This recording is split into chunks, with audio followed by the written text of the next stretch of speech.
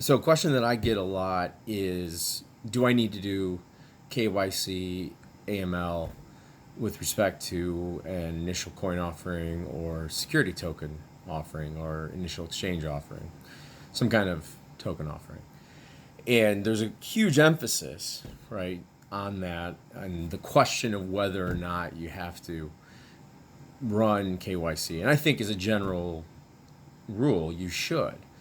What doesn't get enough attention is your responsibilities under OFAC, the Office of Foreign Asset Control in the United States. OFAC administers the sanctions programs that the United States has against certain countries and then groups of individuals, right? Primarily terrorists and narco traffickers. And if you are a U.S. resident, U.S. citizen, anywhere in the world, or U.S. entity, irrespective of what you're doing, you are subject to OFAC regulation. And that general regulation is that you cannot conduct financial transactions and other transactions without exemption with countries, residents of certain countries, or people on what's called the specially designated nationals list, right, which is a rogues list of who's who in the terrorism and narco traffic and money laundering world.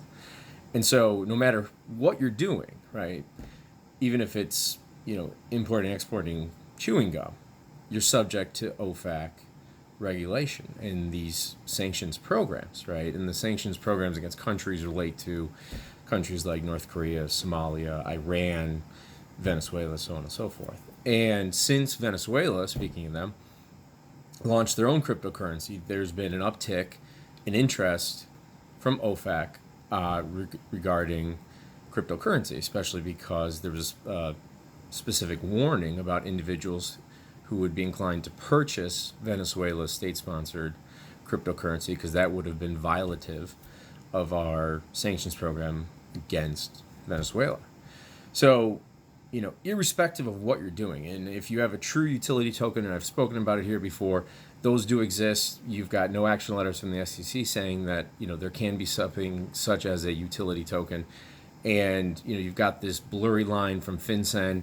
Do I have to be a money service business if I'm doing an ICO? Do I not have to be? I would contend that you do need to be. It's probably best practices to run KYC on your purchasers, your investors, either way. But irrespective of whether or not you do that, you're still subject to OFAC regulation.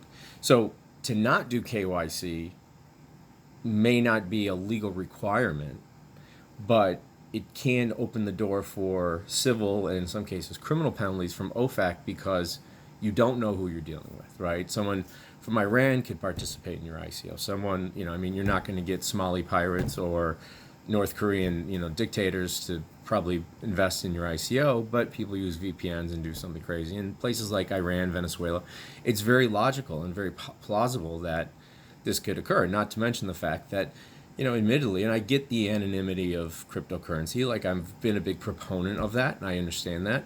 Well, it is used, Bitcoin especially is used for money laundering. Like, let's just call it what it is. It's used extensively for money laundering, and all types of cryptocurrency are.